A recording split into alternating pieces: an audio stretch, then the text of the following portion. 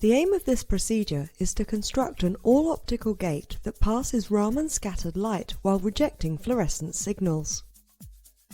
This is accomplished by first exciting and polarizing the Raman scattering.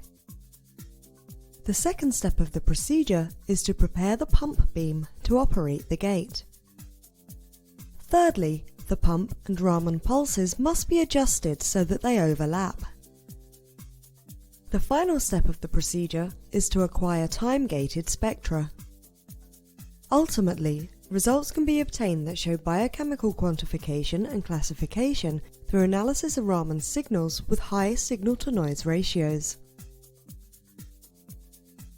The main advantage of this technique over existing methods, such as software removal of the fluorescence background, is that the shot noise produced by the fluorescence is significantly reduced.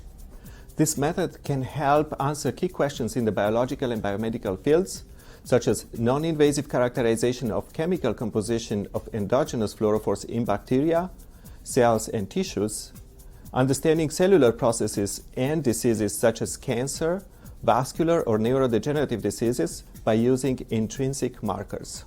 This method may also help with the development of new probes that could be used both as fluorescence and Raman labels, as well as for non-invasive medical sensors for blood analysis.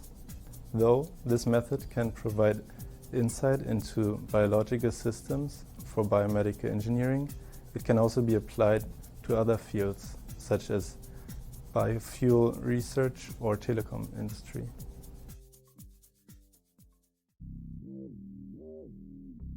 Biological samples are typically placed on a No. 1 thickness cover slip